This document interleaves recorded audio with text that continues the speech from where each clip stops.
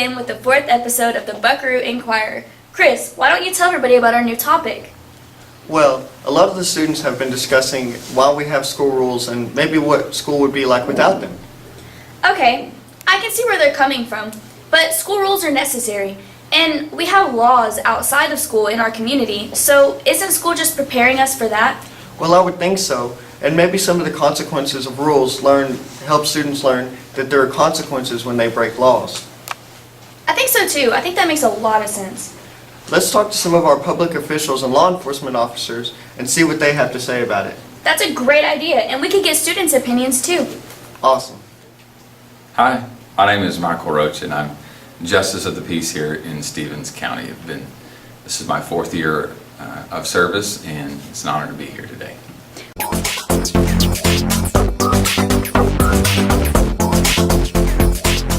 Okay, in the realm of law that I deal with, a lot of times folks have been arrested or charged with some offense, whether that be a Class C offense, which is like speeding, minor infractions that are under the law are called fine-only misdemeanors. Those have very little punishment outside of a fine, all the way up to felony cases that start in our court. Now, none of those are disposed, which means they don't reach any final resolution in our court, but they do start there on a lot of cases. So you have, we handle folks from speeding to some pretty serious offenses. All of those, your rights apply. Fifth Amendment right is one that's most common, and a lot of times when you hear somebody that's been arrested, they've been read their rights, is what people's read their rights, and that's actually is what is commonly referred to as being Mirandized. And what that comes from is a Supreme Court case, the Miranda versus United States, where, and I believe that originated from Arizona, and there was a gentleman who was pulled over, and the Supreme Court felt that law enforcement did not inform him of his rights, and so it became a process that developed the Mirandized warning that law enforcement gives to people when they're pulled over. And I give that same warning to folks in the jail that have been arrested. I tell them their rights. So before you're arrested, it's good to know those. After, you get reminded of those, and I can list them off for you if you wanted me to. I almost know them by memory, but so you don't have you're not forced to testify against yourself. You're not forced to do that. But I think there's a balance here, and especially to students. Let me just explain. As a lot of you have seen in the news recently, there's been a lot of negative interaction with law enforcement, and that's twofold. Are there some times where law enforcement may be overreacted? There's probably some cases of that, but by and large, it's people who are non-cooperative with law enforcement. So I think there's a balance where you maintain your rights, but yet you're respectful to law enforcement. So I think it's good to know your rights, know your Fifth Amendment right, the right not to testify against yourself, the right to have your legal counsel present anytime you speak with law enforcement or a prosecutor who represents the state. There's a lot of rights like that. You need to know those rights, and those are yours as an American citizen. But I think you can be firm with your rights, but also be respectful to law enforcement. And especially as teenagers and students, that is something very important to learn, is regardless of how you feel you're being treated, or if you agree or not with why you were stopped, or whatever brings you in contact with law enforcement, be very respectful. You can never go wrong being respectful to those in authority. And there'll come a time where you can have your say if it comes to court or some other venue that allows you to express your point of view. You can do that, and you can probably talk to an officer on the scene. It's just make sure you do everything they say. If they say put your hands on the wheel and they want to make sure that the scene is safe before they talk to you, do all of those things and then express your rights. But it's very, very important to know your rights. In teen court, for instance, a lot of students are asked, what is the Fifth Amendment? And a very small percentage of students actually knew what the Fifth Amendment was and how it applied in their case. So I think that's very important. So pay attention in those classes here at BHS that help you learn those things. It's very important to know. What are some of the ways that you handle students who don't have much money for minor infractions? Well, there's a few options. Since we launched Teen Court, that really is our go-to option. And that's not just for students who don't have money, that is for all students. If you receive a Class C misdemeanor, something that is suitable and that Teen Court has jurisdiction over, we allow that. And what that is a student will actually serve their way. There's community service, and I think a lot of people misunderstand what Teen Court's about. What it allows you to do is be judged by your peers on how much punishment, and by punishment, it's community service hours. So we're not talking about lashes with or time in jail or things like that. Good. We're talking about community service hours. And a big portion of that you'll do at the open door. So for somebody who doesn't have money, Teen Court is a great option. But we take that off the table and we say almost everybody, every student has a Teen Court option. Or you pay the fine and it goes on your record, which could negatively impact your insurance rates for your parents, make it difficult for you to get insurance because it stays on your record for a while. If you're a senior or a junior and you're going into college and you're paying for stuff yourself, then you're stuck with a high insurance bill, and there could be surcharge points that the state punishes you with. So there's a lot of things that can happen. So Teen Court's a great option for folks who don't have money. But I would like to address poverty in how the courts look at that, okay? So let's just say someone comes in that cannot afford to pay.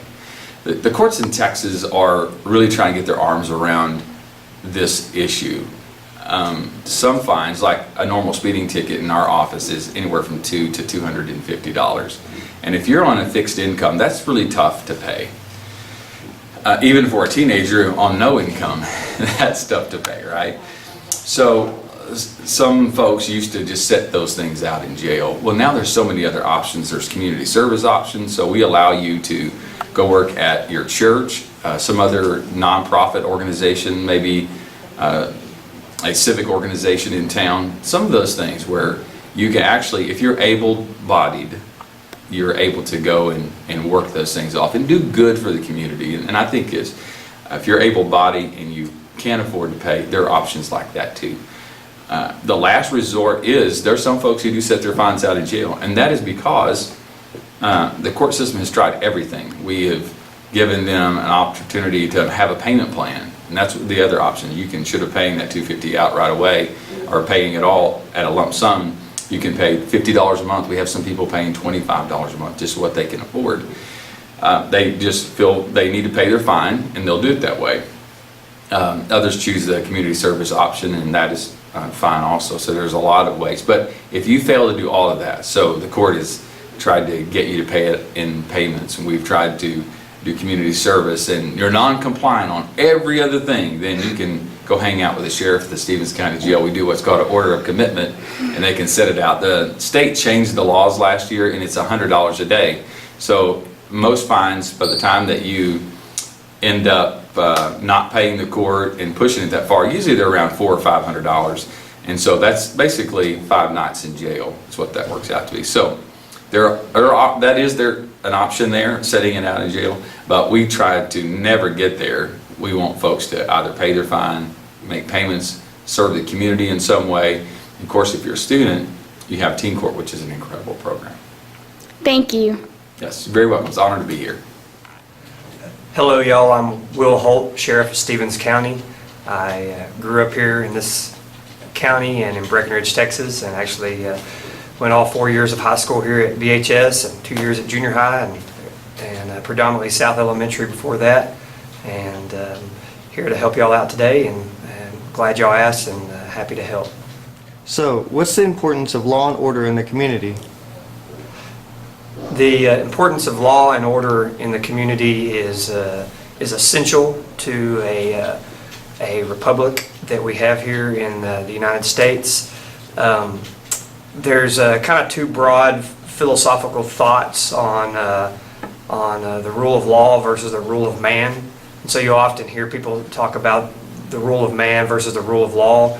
And we wouldn't have the community that we have, the state of Texas that we have, or the country that we have without the rule of law.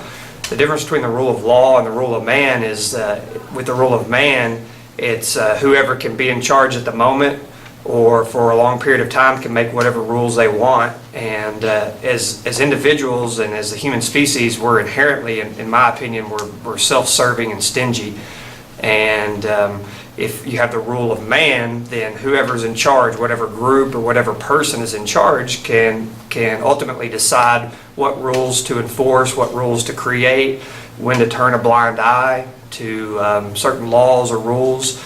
And it can become, in what we call in small communities or in local government, the good old boy system, which is not fair and not righteous to everyone else involved. The rule of law is simply put forth usually through voting, and usually a democracy rules, and it's voted on and by a body. So like with the city of Breckenridge, we have a city council, and with the county of Stevens, we have commissioners court. So if they want to pass a law, then they have to vote on that law. They have to listen to citizens' input on that law and then vote on it. And then if it's passed, a different group actually enforces it. That's where we come in. So we don't pass the laws and then enforce them, because you could probably see how that could be very self-serving. If the same people who enforce laws also get to pass those laws,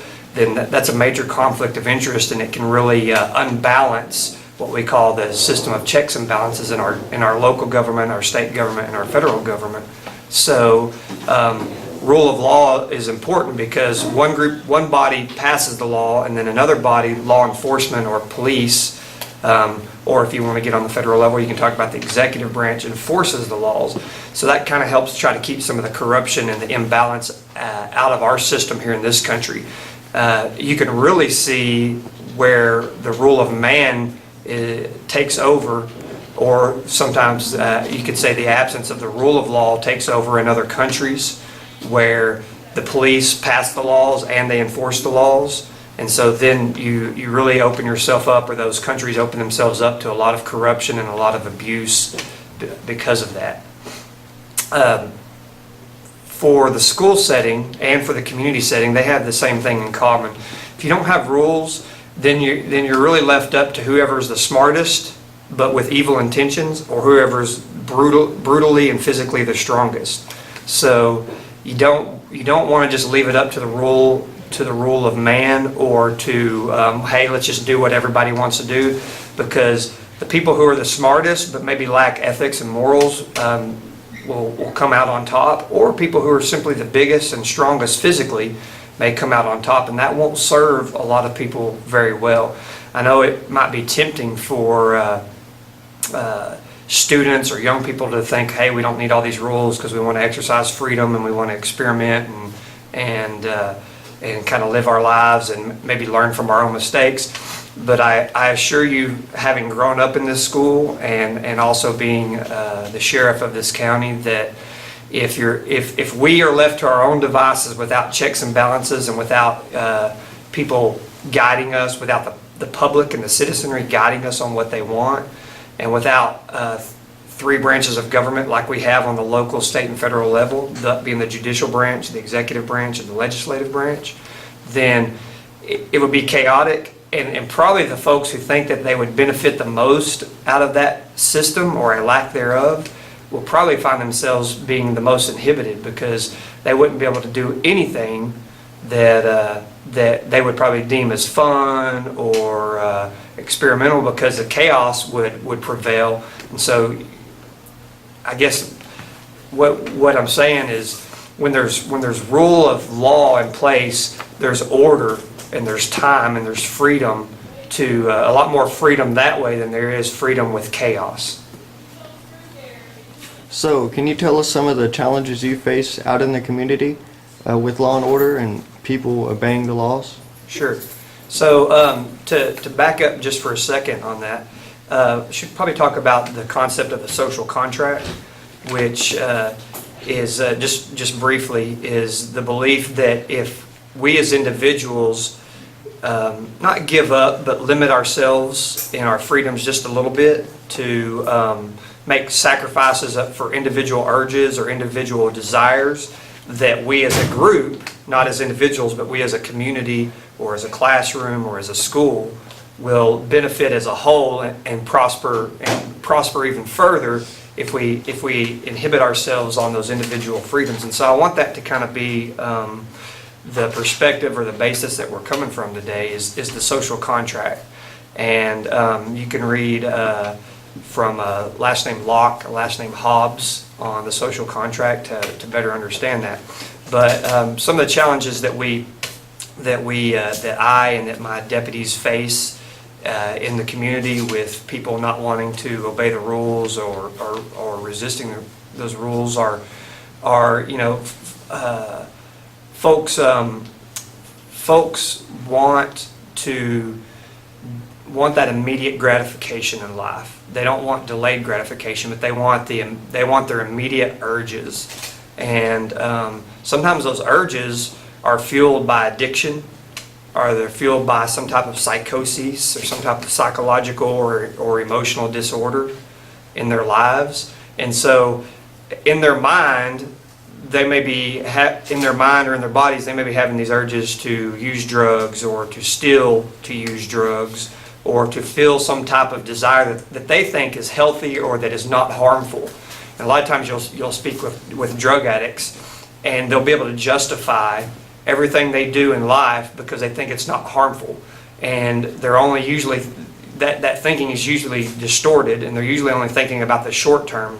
So they'll say something like, getting high, doesn't hurt me, it doesn't hurt anybody else.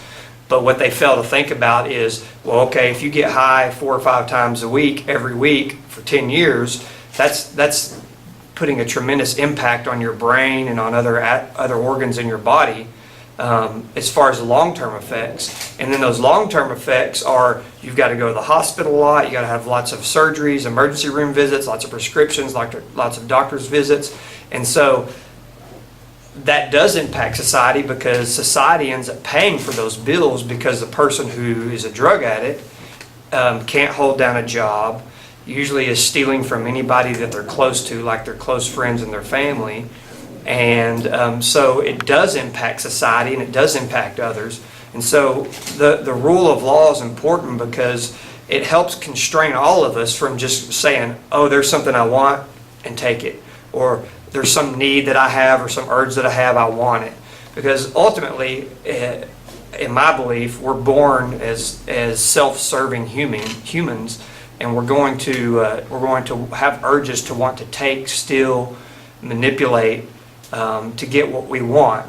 But in my opinion, that's where where my Christian faith comes into play, as well as a good family raising to show people how to delay gratification and how to not harm others. That way, as a society, not as individuals, but as a society or as a school, we'll all benefit. So I've talked about drug addiction in the community and how if we don't have those laws, if we just say, okay, anybody can use drugs anytime, well, you're always going to have some people who use drugs and are addicts. But if you take the rule of law out of the equation and just say, okay, everybody do what you want, then you're going to have even more folks who you've got a group of folks who are always going to use drugs no matter whether there's laws or not. Then you got a group of folks who say, I'm not going to use drugs because there's the rule of law and it's illegal and I don't want to get caught and I don't want to be punished. Then you have another group who's never going to use drugs whether it's illegal or not because they're appealing to some higher ground or some higher moral ethic. And they say, I'm not going to use drugs, I'm not going to steal, I'm not going to break the law because it's harmful to my body, it's harmful to society, it's not a good example to my kids or whatever. So you kind of got these 3 groups. And there's no hard and fast lines between these 3 groups, but you got a group that's going to break the law, whether the law's there or not, they're going to do bad. And then you got a group of folks who are slowed down, if you will, or they will actually follow the law if the law exists. And then you got the group of folks who aren't going to break laws, aren't going to steal, aren't going to abuse their own bodies, even if those laws aren't in place. So if you take those laws away, then right here you leave that middle group that kind of follows the laws because it's the laws and they don't want to get caught and they don't want to be punished. Now you're kind of opening them up to coming over here with the drug addicted group that's gonna steal or use drugs no matter what. And you're really increasing the number of folks who may be harmful to themselves or harmful to others. Another maybe simpler way to look at this is you have people who don't speed. They don't break traffic laws because they don't want to get pulled over by the cops, because they don't want to get that ticket. They don't want to have to pay that fine. They don't want to have to do that community service. Okay? Then you have people who don't break the law because they understand that going too fast is dangerous. They understand that running stop signs or running red lights is dangerous, and that they might harm themselves, they might harm others, and they realize that if they're harmed or if they harm others, that's really going to emotionally or physically or financially hurt other people. So that group has bought into the ethical and moral reasons for not speeding and breaking traffic laws. The other group hasn't necessarily bought into that, but they bought into, hey, I don't want to get pulled over. I don't want the embarrassment of a cop pulling me over. I don't want the embarrassment of people finding out. I don't want to have to pay a fine. I don't have to do community service. So it's good that both of those groups are obeying the law, but one group's coming from one perspective of, hey, I just want to obey the law so I don't get caught, don't get punished. The other one's obeying the law due to a higher sense of ethics and morality. So if you took those laws away, okay, you got those two kind of broad groups. If you take those laws away, now you have nothing really inhibiting this group over here. So imagine that the increase in chaos that's going to occur out on the streets when speeding goes up, running stop signs goes up, because there's no punishment, there's no fine, there's no community service that comes with it. I hope those illustrate it well enough for you. So how do you think the high school can contribute to law and order in the community and preparing students for that? Sure. Most statistics that look at criminal reporting and arrest records show that the majority of people who are caught violating the law, who are considered suspects and who are arrested, are in their late teens and in their 20s. And so that obviously fits the high school demographic. You're coming into high school at around age 14 and you're leaving at around age 18. And when you leave, you're a late teen and you've got your entire 20s to really start your adult chapter of life. And so from a law enforcement perspective, if we can get young people to buy into delayed gratification and to understanding that what may appear to be something that you're doing that's not harming others, but that's only benefiting yourself. If we can get y'all to think critically and long term about those negative effects of deviant behavior or criminal behavior, for young people to get away from that mindset of, oh, it's not hurting anybody else, or oh, that person's rich, I can steal from them, or oh, this drug is not hurting anybody else. If we can get y'all away from that type of thinking, if we could get an entire society away from that thinking, it would really be beneficial. But if we can get young people to think about delayed gratification, long-term consequences, and really the greater principle of, I don't want to do wrong, not just because it's a law, but because it's going to harm somebody else. If we can get more and more young people to buy into that, then it's going to cause our crime rate to go down, because the majority of people who are arrested and who are investigated for crimes are kids in their teens and in their 20s and early 30s. Once adults start getting into their late 30s, we start having a thing called aging out of crime. And so if I could really send one message to the young people is, think about your actions, think about the long-term consequences, not just what's going to happen in the next 5 minutes or the next hour or the next day, but what is that behavior that you're engaging in here in school? How is that going to affect you long-term? How is that going to affect somebody else that you're being mean to, saying bad things to, stealing from? How's that going to affect them long-term psychologically? Because that can save a lot of money in the healthcare system and the justice system, and it can help reduce crime. And juveniles, teens, and young adults are kind of the most at risk to being arrested and investigated for crime. So if we could get y'all to buy into that, understand the importance of the school rules, then if you can grasp the importance of the school rules, then you'll be able to better grasp the importance of laws and regulations in society. And I think it would, I don't think, I know that it will help us benefit and prosper as a community and as a nation. Good morning, everyone. My name is Bob Sims. I'm here from Breckenridge, live in Stevens County. I'm a state trooper, Texas Department of Public Safety. Been stationed here for many, many years.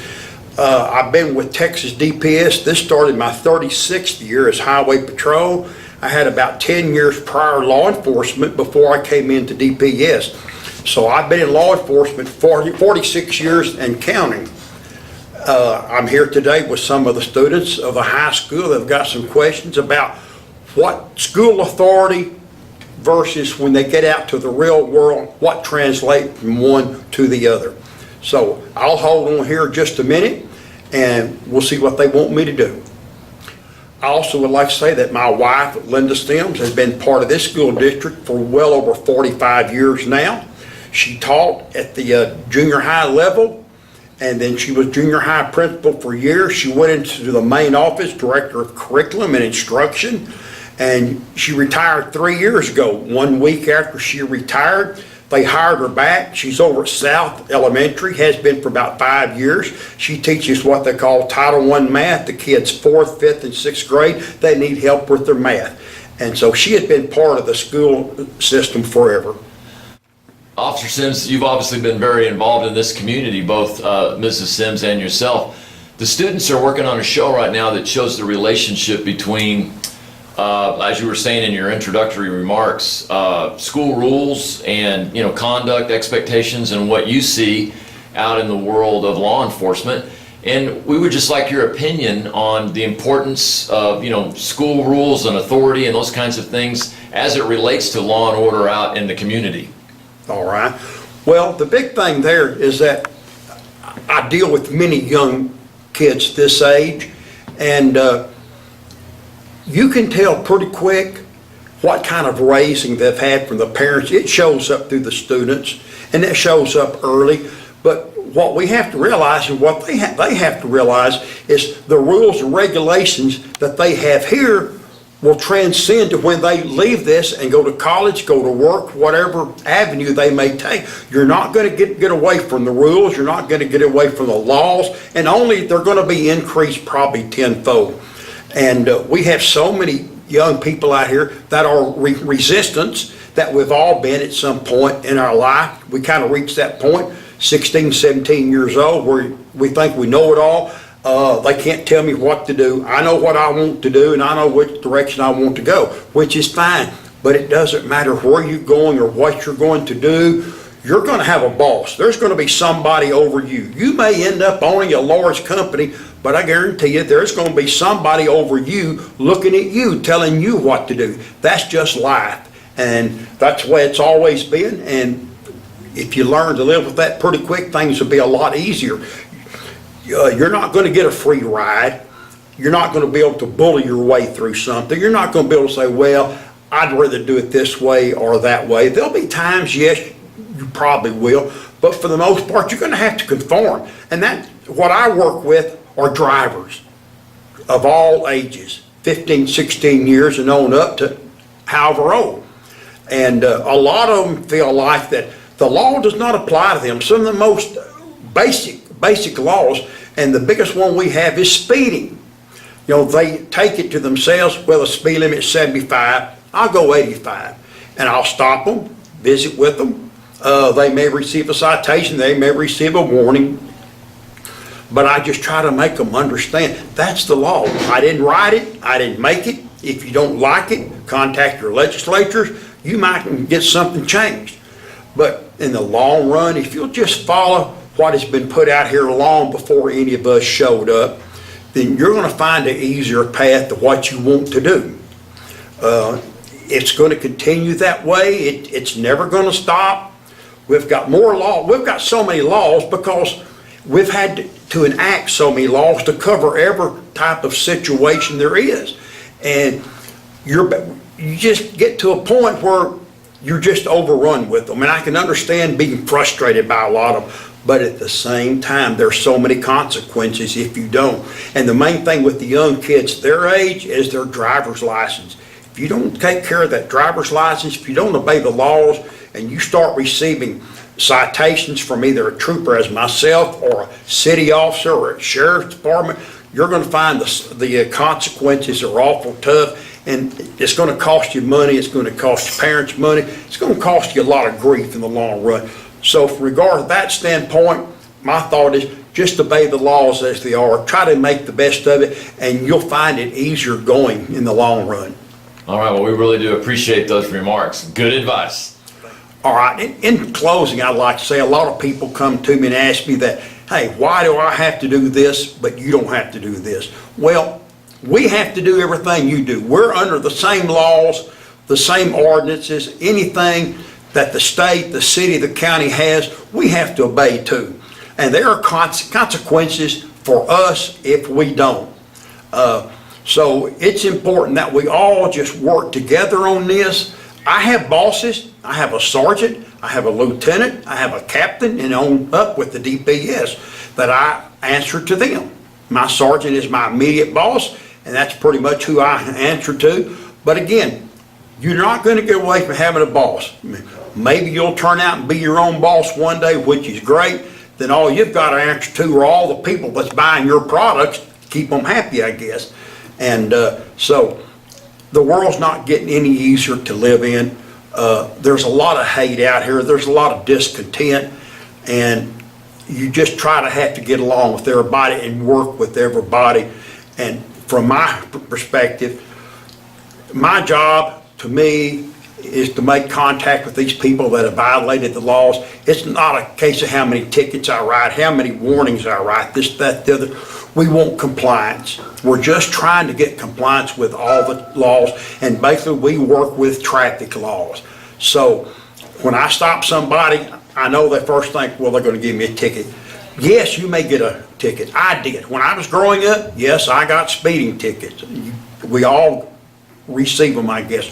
But again, that's just part of growing up. Learn from it. Learn from your mistakes. Learn from other people that you know. Learn from your parents. They're the best teaching tool you got, plus your teacher here at school.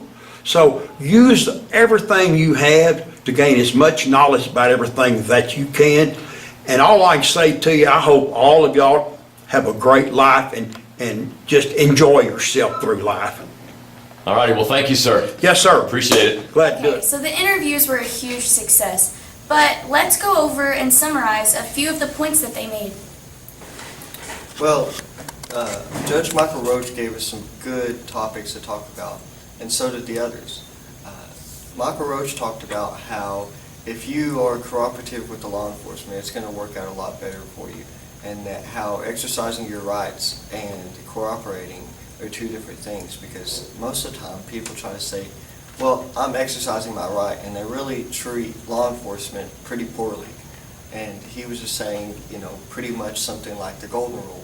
If you treat others how you'd like to be treated, then you'll be treated how you like to be treated. Will Holt also gave some really great stuff. He talked about two different topics or things that it says there's a rule of man and there's a rule of law. And that the rule of man is whoever is the smartest or physically the strongest or biggest will have the most power over people and be able to tell them what they want to do. And how that the rule of law uses a system of checks and balances that create a way for people not to have too much power or even power at all over one another, and that how everybody, even law enforcement, have to answer to somebody. Bob Sims also talked about the same thing, that he has to answer to somebody. He has somebody above him that he has to, almost like pretty much his boss, that tells him what he needs to do, when to work, stuff like that. Bob Sims, in his interview, he talked about how when he pulls somebody over, especially kids, he can really tell what type of raising they've had right away. just by the way they answer, yes sir, no sir, just by cooperating with the law enforcement. Just like Michael Roach said, when you're cooperative with law enforcement, things will go a lot better, and they'll just a lot smoother, and you'll be treated with respect like you'd like to be. Which brings us back to our point about the school rules. If you treat your authorities with respect and you follow the rules like are necessary, then usually there isn't as many problems as you can cause as if you were to disrespect someone. Right.